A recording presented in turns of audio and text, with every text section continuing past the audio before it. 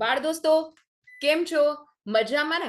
આજે આપણે ધોરણ 8 એનું ચેપ્ટર નંબર 6 એના સવાલ જવાબ આપણે કરવાના છીએ. હજી સુધી જો તમે આ ચેનલને લાઈક શેર અને સબસ્ક્રાઇબ ના કરી હોય તો કરી લેજો, જેથી કરીને આવનારા તમામ વિડીયોઝ જે છે એની માહિતી તમને મળતી રહે. તો આગળ વધીએ. અહીંયા જે છે એ સૌથી પહેલા આપણે જે છે લેખિત પ્રશ્ન આન્સર તરફ જઈએ છીએ. તો પહેલો પ્રશ્ન જે છે એ હંમેશા વાતચીત નો હોય. વાતચીતની અંદર જરૂરી નહીં કે તમે આ જ કહેવાય ને કે સવાલ જે છે એનો જવાબ આ જ લખી શકો, બીકોઝ તમે તમારી જાતે પણ લખી શકો. ઓકે, તો આપણે અહીંયા રેફરન્સ માટે આપેલા છે, તમે જાતે પણ તમારી રીતે તમે એનો લખી શકો. તો ફર્સ્ટ ક્વેશ્ચન છે તમે કોઈ કવિ વિશે જાણો છો? કેવી રીતે? તો કે હા, હું મીરાબાઈ વિશે જાણું છું. પ્રાર્થનામાં ગવાતી તેમની કવિતાઓ મુખડાની માયા લાગી રે મોહન પ્યારા તથા મેરે તો ગિરધર ગોપાલ દૂસરો ના કોઈ દ્વારા એમને જાણું છું. તમે નરસિંહ મહેતા જેવા બીજા કયા કયા કવિઓ વિશે જાણો છો? કેવી રીતે? તો કે હા, હું નરસિંહ મહેતા જેવા બીજા કવિ જેમ કે પ્રેમાનંદ, દયારામ, દલપતરામ વિશે જાણું છું અને તેમની કવિતાઓ ભણીને તથા શાળામાં લગાવેલા તેમના ફોટા સાથેના પરિચય દ્વારા મને તેમની જાણકારી મળી છે. ત્રીજું, તમને કઈ ભાષાના ગીતો સૌથી વધુ ગમે? કેમ? તો કે મને ગુજરાતી ભાષાના ગીતો ગમે. મને પણ ગુજરાતી ભાષાના ગીતો ગમે. હા, એકચ્યુઅલમાં મારી પર્સનલ રીતે પણ. તમારું ફેવરેટ ગીત કયું છે તમે કમેન્ટ બોક્સમાં જણાવી શકો.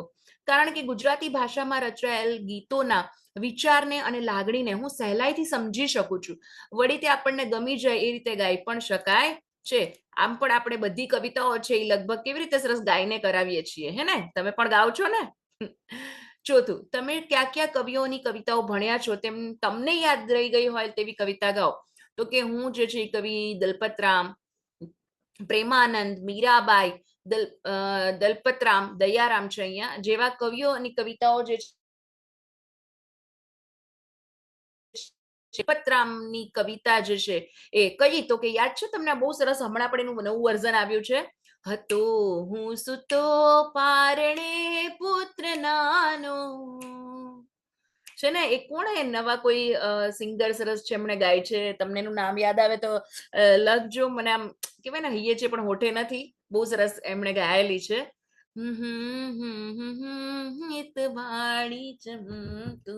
બહુ સરસ મજાનું આ કવિતા જે છે એમણે ગાયેલી છે, તો એ કવિતા મને ગમે છે. પાંચમું, નરસિંહ મહેતાનું કયું પદ તમને ખૂબ જ ગમ્યું? શા માટે? તો કે નરસિંહ મહેતાનું કયું પદ? વૈષ્ણવ જન તો તેને રે કહીએ છે પીડ પરાઈ જાણે રે. એ પદ જે છે મને ખૂબ જ ગમ્યું, કારણ કે તેમાં વૈષ્ણવજનનું ગુણગાન કરવામાં આવ્યું છે. તે અદ્ભુત છે. ભગવદ્ ગીતામાં પણ વર્ણવેલા સ્થિત પ્રજ્ઞાના બધા જ લક્ષણો એમાં આવી જાય છે અને એ જ તો મનુષ્યના જીવનની સાર્થકતા છે. છઠ્ઠું, તમને કોઈ જ છે એ દુઃખી તમે કોઈને દુઃખી જોઈને શું કરો છો? તો કે હું કોઈને દુઃખી જોઉં તો એને સાચે જ દુઃખ અનુભવું છું. હું એને મદદ કરી શકું એમ હોઉં તો અવશ્ય એને યથાશક્તિ એટલે જેટલી થાય એટલી, એમ એટલી મદદ કરી અને સંતોષ માનું છું. સાતમું, કોઈને તકલીફમાં જોઈને તમે તેમને કેવી રીતે મદદ કરો છો? તો કે કોઈ રસ્તામાં પડી જાય તો ઊભો કરું છું, કોઈ દિવ્યાંગ મળી જાય તો એને રસ્તો બતાવું છું અને રસ્તો ઓળંગવામાં પણ મદદ કરું છું. પછીનો પ્રશ્ન, મહાવ્રત એટલે શું? તમે કયા કયા મહાવ્રત વિશે જાણો છો? તો કે મહાવ્રત એટલે મોટું કે કઠણ વ્રત. સત્ય, અહિંસા, અસ્તેય, અપરિગ્રહ, બ્રહ્મચર્ય, આ 5 મહાવ્રત મનાય છે. એ સિવાય જાત મહેનત, છૂતાછૂત, અભય, સ્વદેશી, સ્વાર્થ ત્યાગ અને સર્વધર્મ સંભાવનો પણ ગાંધીજીના 11 મહાવ્રતોમાં સમાવેશ થાય છે. નવમું, તમારા ગામમાં એવી કોઈ વ્યક્તિ છે કે જે ભજન ગાતી હોય? ક્યારે ક્યારે? તો કે અમારા ગામમાં યુવાનો અને વૃદ્ધો ભેગા મળી અને ભજન મંડળીમાં ભજન ગાય છે. દર એકાદશી અને પૂનમે, ગુરુ પૂર્ણિમા, શિવરાત્રી, બેસતું વરસ તેમજ શ્રાવણ મહિનામાં તેઓ ભજન ગાય છે. પહેલું, નરસિંહ મહેતાને આદિ કવિ કેમ કહ્યા હશે? તો કે નરસિંહ મહેતા જે છે એ 15મા શતકમાં થઈ ગયા. એમણે આપણી માતૃભાષા ગુજરાતીમાં સરસ રીતે ગાઈ શકાય એવા અને તેમાંથી કંઈક સમજણ મળી રહે એવા પદો રચી આપ્યા. ખાસ કરી અને તેમના પ્રભાતિયા માટે તેઓ પ્રસિદ્ધ છે. પ્રભાતિયા એટલે સવારે જે ગવાતા હોય એ પ્રભાતિયા. ગુજરાતી ભાષાના આવા પહેલા અને પ્રારંભના કવિ હોવાથી તેમને આદિ કવિ કહ્યા છે. કેવા છે? એકદમ પ્રારંભના. એવી રીતે શરૂઆત જે છે એમનાથી થઈ એવું કહી શકાય એમ. બીજું, નરસિંહ મહેતાના ઘરના બધા જ વ્યવહાર એમની પત્ની કેમ સંભાળતા હશે? તો નરસિંહ મહેતા જે છે એને નાનપણથી જ ભક્તિનો રંગ લાગેલો, એવો પ્રભુ ભક્તિમાં લીન રહેતા, ભજનમાં બેસી જાય ત્યારે એમને પોતાની જે સુધબુદ્ધ છે એ ભૂલી જતા, સંસારના કામોમાં તેમને રસ ન પડતો, અને તેથી જ નરસિંહ મહેતાના ઘરના બધા જ વ્યવહારના જે કામ જે છે એમના પત્ની સંભાળતા. ત્રીજું, કવિઓ જે છે એમની રચનાઓનું પોતાનું નામ કેમ સાંકળે છે? તો કે કોઈ પણ કવિની રચના એની લાડકી હોય છે. કવિએ જેના વિશે રચના કરી હોય એની સાથે તેમની ભાવનાઓ પણ જોડાયેલી હોય છે. વળી એ રચનામાં પોતાનું નામ સાંકળવાથી કવિની પ્રસિદ્ધિ મળે છે. એ જ કારણથી કવિઓ પોતાની રચનામાં પોતાનું નામ જે છે એ સાંકળે છે. એટલે જ છેલ્લે આમાં આવ્યું છે કે ભણે નરસૈયો સ્વામી, મતલબ નરસિંહ મહેતા પોતાનું નામ લખ્યું છે. એવી જ રીતે તમે જુઓ તો કબીરના દુહા છે કે રહીમન, તો રહીમન દેખી વડે नको लघु नदी जिए डारी, जहाँ काम आवे सुई कहाँ करे तलवार. તો અહીંયા પણ જે હિન્દી કવિઓ જે છે એ પણ પોતાનું નામ જે છે એમાં રાખતા. ઓકે, પછી મીરાબાઈ પણ જુઓ, બાઈ મીરા કે પ્રભુ ગિરધર ના ગુણ, તો બાઈ મીરા જે છે એ પોતાનું નામ લખતી. તો આ રીતે જે છે લખતા. તો આ રીતે ઘણા બધા કવિઓ જે છે પોતાનું નામ અંદર જ કવિતાની અંદર અથવા તો એનું ઉપનામ જે હોય એ પણ અંદર ટાંકી દે, જેથી કરીને એ યાદ રહે. એવી રીતે કવિએ જે છે નરસિંહ મહેતાને તેમની ભાભીએ મેણું ફળ્યું એમ શા ઉપરથી કહી શકાય? તો કે નરસિંહ મહેતાને તેમની ભાભીએ મેણું માર્યું, એથી તેઓ વનમાં ગયા, શિવાલયમાં રહી અને ભગવાનની ઉપાસના કરી, અને પરિણામે તેમને આત્મજ્ઞાન જે છે સાધ થયું, અને આથી એમના દ્વારા રચાયેલ પદોમાં ઉતર્યું. તેમના પદો ખ્યાતિ પામ્યા, એમના પદો જે છે એ અમર થઈ ગયા. તેથી કહી શકાય કે નરસિંહ મહેતાને તેમની ભાભીનું મેણું જે છે એ ફળ્યું. કે આપણને કોઈ કહેતું હોય તો પણ આપણે એને પોઝિટિવલી લઈએ તો આપણને ફળે, હે ને? આપણે નેગેટિવ લઈએ તો કંઈ ફળે નહીં. પછીનો પ્રશ્ન જે છે કે ગાંધીજીએ વૈષ્ણવજન તો પદને જગ વિખ્યાત કેવી રીતે બનાવ્યો હશે? તો કે ગાંધીજીએ કયું વૈષ્ણવજન યાદ છે ને? વૈષ્ણવજન તો તેને રે કહીએ છે, પીડ પરાઈ જાણે રે. તો એ પદ બહુ ગમતું. એ પદમાં વર્ણવાયેલા વૈષ્ણવજનના ગુણ દર્શન પ્રમાણે પોતે જીવ્યા અને વૈષ્ણવજનની તોલે પહોંચી અને જગ વિખ્યાત બન્યા. ગાંધીજીના ગુણ લક્ષણ વૈષ્ણવજન તો પદમાં રહેલ હોવાથી ગાંધીજી પોતે જગ વિખ્યાત થયા, અને સાથોસાથ વૈષ્ણવજન તો એ પદને પણ એમણે જગ વિખ્યાત એટલે વિશ્વ વિખ્યાત બનાવી દીધું. નરસિંહ મહેતા જીવનની કઈ કથા તમને સૌથી વધુ ગમી? કેમ?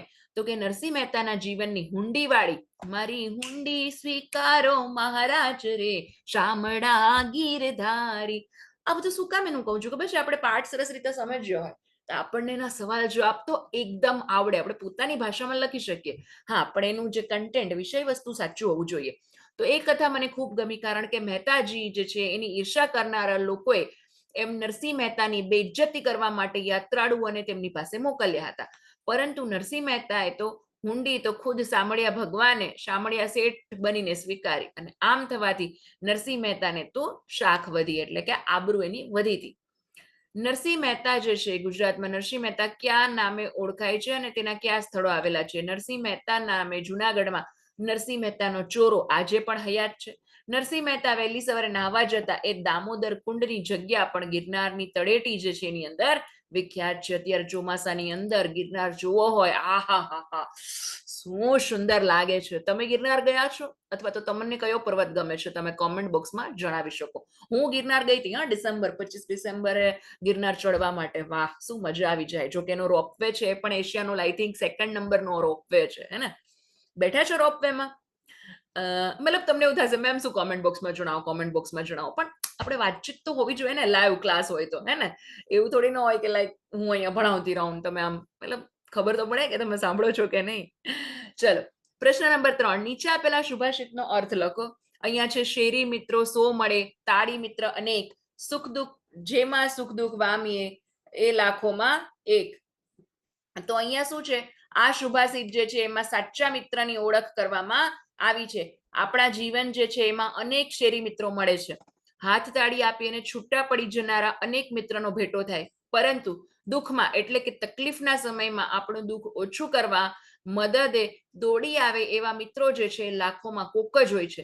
આથી આપણે ઢોલ જેવો મિત્ર શોધવો, ઢાલ, સોરી માય મિસ્ટેક, ઢાલ એટલે જે હોય ને જેનાથી આપણે પ્રોટેક્ટ થઈ શકે એવો મિત્ર શોધવો જોઈએ.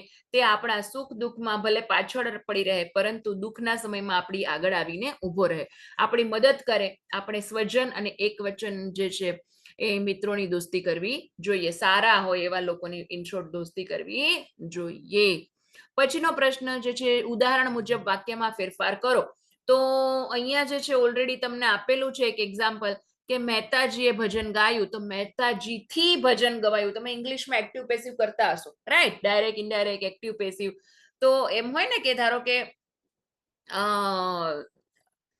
જે છે ફોર એક્ઝામ્પલ કે મોનાએ રૂમ સાફ કર્યો, પણ મોનાથી રૂમ સાફ કરાયો, તો એ ટાઈપનું. એમ જેમ કે અહીંયા જુઓ, નરસિંહ મહેતાથી પ્રભુ ભક્તિમાં જ લીન રહેવાતું, નરસિંહ મહેતા પ્રભુ ભક્તિમાં લીન રહેતા. આમાં આવી રીતે આગળ પાછળ કરેલું છે. તો જુઓ અહીંયા, મહેતાજીએ સાદી અને સરળ ભાષામાં ભજન લખ્યું, તો મહેતાજીથી સાદી અને સરળ ભાષામાં ભજન લખાયું. નરસિંહ મહેતાથી શિવાલયમાં રહીને ભગવાનની ઉપાસના કરાઈ, તો નરસિંહ મહેતાએ શિવાલયમાં રહીને ભગવાનની ઉપાસના કરી. નરસિંહ મહેતાથી શામળસા શેઠને નામે હુંડી લખાય, તો નરસિંહ મહેતાએ શામળસા શેઠને નામે હુંડી લખી. પછી ચોથું જે છે, ગાંધીજીએ વૈષ્ણવજન પદને આખા જગમાં વિખ્યાત બનાવી દીધું. ગાંધીજીએ વૈષ્ણવજન પદ આખા જગતમાં વિખ્યાત બનાવી દેવાયું. પછી વૈષ્ણવજન કદી અસત્ય બોલતો નથી, તો વૈષ્ણવજનથી કદી અસત્ય બોલાતું નથી. અને છઠ્ઠું, સ્વયં ભગવાનથી કુંવરબાઈનું મામેરું ભરાયું. અહીંયા જવાબ, સ્વયં ભગવાને કુંવરબાઈનું મામેરું ભર્યું. આ રીતે તમે કરી શકો. પછી પ્રશ્ન 5 છે, નાગદમન કવિતા મેળવી અને ગાઓ. તો આ તમારે જે નાગદમનની કવિતા હશે કશે તમારી પુસ્તકાલયમાં અથવા તો ઓનલાઈન પણ તમને મળી જશે, તો તમે ગાઈ શકો. બહુ સરસ છે. જળ કમળ ચાંડી જાને વાલા, સ્વામી અમારો જાગશે, હે જાગશે તને મારશે. એવી રીતે બહુ સરસ મજાનું રીતે ગાઈ શકાય છે. હું શેર કરીશ ક્યારેક તમને, મને ટાઈમ મળશે તો, નાગદમનની કવિતા જે છે. પછી જે છે એક શબ્દ ક્રમમાં જે છે ફેરફાર કરી અને વાક્યોને અર્થપૂર્ણ બનાવો. તો અહીંયા ગુજરાતીઓ કહે છે કે મેં, તો અહીંયા આપણે ડાયરેક્ટ આન્સર વાંચીએ, બીકોઝ કોઈ કોમ્પ્લિકેટેડ આમથી આમ આડાવડા થયા છે, રાઈટ? તો અહીંયા જે છે, નરસિંહ મહેતા એ ગુજરાતીઓ પ્રેમથી નરસિંહો કહે છે.